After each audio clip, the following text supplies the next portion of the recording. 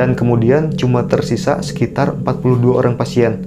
Tapi ke 42 orang pasien tersebut malah bunuh diri juga karena merasa terganggu oleh arwah dari pasien-pasien yang sebelumnya meninggal karena uji coba yang gagal dari psikiater gila itu.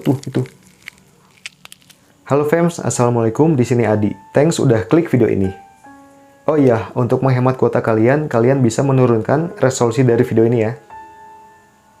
Ini adalah video pertama saya di channel saya, jadi mohon maaf kalau ada kesalahan, kehilafan, dan kekurangan. Jadi mohon dimaklumi aja ya. Dan di video pertama saya akan bahas tentang Korea Selatan. Siapa yang nggak tahu Korea Selatan? Pasti semua pada tahu ya fams.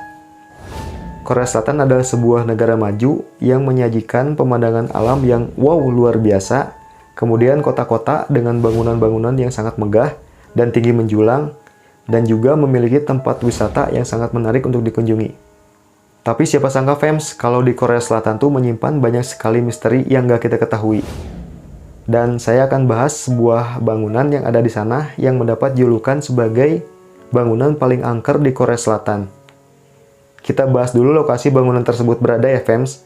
Bangunan ini berada di Gonjiam. Gonjiam merupakan salah satu nama kabupaten di Korea Selatan. Tepatnya di kota Gwangju, Provinsi Gyeonggi. Ada yang tahu bangunan apa yang saya bahas ini? Pasti ada yang tahu ya? Yah, betul. Ini adalah sebuah rumah sakit.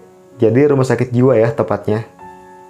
Dikenal dengan nama Rumah Sakit Jiwa Gonjiam. Padahal nama sebenarnya adalah Namyang Psychiatric Hospital atau Namyang Mental Hospital atau Rumah Sakit Jiwa Namyang. Oh iya fams, CNN juga pernah menobatkan tempat ini sebagai 7 tempat paling menyeramkan di dunia atau 7 freakiest places on the planet. Freakiest berarti artinya aneh, berarti 7 tempat paling aneh di planet. Mau tahu anehnya kayak gimana? Saksikan terus ya, jangan di skip dan jangan di stop. Tonton sampai selesai. Rumah sakit jiwa ini didirikan sekitar tahun 1950-an dan tutup kembali pada tahun 1996. Yang membuat tempat ini menakutkan adalah karena tempat ini berada di tengah-tengah hutan di atas bukit ya. Dan juga kabar lain menyebutkan kalau tempat ini berada di tengah-tengah pemukiman penduduk, namun di tengah hutan juga. Dan yang paling bikin menakutkan dari tempat ini adalah karena ini adalah sebuah rumah sakit jiwa. Jadi bukan rumah sakit biasa fams. Nah itu dia yang paling bikin menakutkan itu, karena ini adalah sebuah rumah sakit jiwa. Menurut berbagai sumber yang udah saya kumpulkan, ada beberapa versi cerita dari rumah sakit jiwa ini. Dan akan saya ceritakan one by one ya fams. Yang ke-1, katanya kepala rumah sakit jiwa ini mengidap penyakit kejiwaan. Ada yang bilang dia gila, ada yang bilang dia kemasukan, dan ada juga yang bilang dia gila, kemudian kemasukan, dan bunuh diri. Yang kedua, ada yang mengatakan kalau semua pasien di rumah sakit jiwa ini dijadikan uji coba oleh seorang psikiater gila. Namun uji coba tersebut gagal. Akhirnya pasien-pasien tersebut meninggal. Dan kemudian cuma tersisa sekitar 42 orang pasien. Tapi ke 42 orang pasien tersebut malah mengikuti malah bunuh diri juga karena merasa terganggu oleh arwah dari pasien-pasien yang sebelumnya meninggal karena uji coba yang gagal dari psikiater gila itu. Sumber yang ketiga mengatakan kalau rumah sakit jiwa ini katanya udah pindah ke rumah sakit jiwa di daerah lain. Kemudian sang pemilik udah meninggal karena usia yang udah lanjut fams. Dan menurut kabar yang keempat, dan dipastikan kabar ini kabar yang paling otentik ya fams. Jadi katanya rumah sakit jiwa ini memiliki sanitasi dan pembuangan limbah yang sangat buruk fams. Sehingga pemerintah meminta rumah sakit jiwa tersebut untuk merekonstruksi ulang pipa-pipa pembuangan limbahnya. Dan meminta rumah sakit tersebut untuk merekonstruksi pasokan air agar lebih baik lagi fams. Itu. Tapi pihak rumah sakit jiwa menolak karena konstruksi ini membutuhkan biaya yang sangat besar fams. Dan si pemilik kabur ke Amerika dan kemudian rumah sakit jiwa ini ditutup. Kemudian pihak keluarga terpaksa menutup bisnis dari rumah sakit jiwa ini fams. Dan juga untuk mewariskan aset dari rumah sakit jiwa ini ke anaknya, atau istilah nama balik nama lah.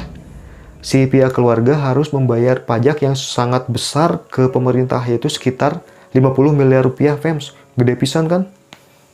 Namun si pihak keluarga menolak karena biayanya sangat besar sekali. Akhirnya, ya pihak keluarga nggak mengabulkan permintaan dari pemerintah tersebut. Kemudian keluarga meninggalkan RSJ tersebut dengan keadaan terbengkalai, fams. Dan juga mereka emang nggak mau melanjutkan bisnis dari rumah sakit jiwa ini. Mungkin passionnya di bisnis yang lain kali ya, fams. Dengan keadaan rumah sakit jiwa yang udah terbengkalai ini, kemudian gedung-gedungnya yang udah tua, tembok-tembok yang udah mengelupas, noda di sana-sini, fasilitas-fasilitas yang masih ditinggalkan sama pemiliknya, seperti baju-baju pasien, kasur, selimut, obat-obatan, alat suntik, dan lain sebagainya, bahkan surat-surat dan barang-barang berharga, fam, masih ditinggalkan di sana. Nah, itu yang bikin tempat ini dijadikan lokasi uji nyali oleh para konten kreator atau YouTuber atau orang-orang asing yang ingin mengetahui seberapa menyeramkannya tempat ini, fams. Karena penduduk sekitar merasa terganggu dengan kedatangan orang-orang asing yang ingin melakukan uji nyali, akhirnya si penduduk sekitar tuh, jika ada orang asing yang bertanya tentang lokasi rumah sakit jiwa tersebut, si penduduk memberikan alamat yang salah atau alamat palsu. Kemudian orang asing tersebut tersesat dan pergi entah kemana, fams. Karena warga yang semakin geram, akhirnya warga melaporkan ketidaknyamanan tersebut kepada pihak pemilik. Dan pihak pemilik akhirnya memperketat tempat tersebut, seperti memasang CCTV, menyegel pagar, dan lain-lain, fams. Tapi meskipun itu dilakukan, tetap aja ada yang membandel dengan memasuki tempat tersebut secara sembunyi-sembunyi, fams. Dan pada tanggal 28 Mei 2018, tempat ini akhirnya dihancurkan dan dirobohkan. Dan sekarang udah nggak ada apa-apa lagi di sini, nggak ada tempat uji nyali lagi ya. Cuma ada pemukiman penduduk aja di sekitar Gonjiam ini.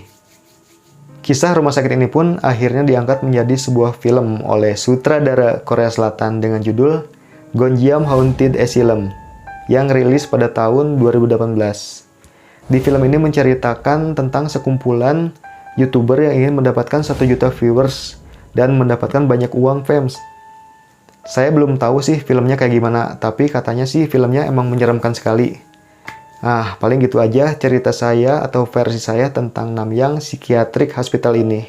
Jangan lupa kalau kalian suka videonya untuk klik tombol like, kemudian klik tombol subscribe, dan nyalakan notifikasi loncengnya, oke?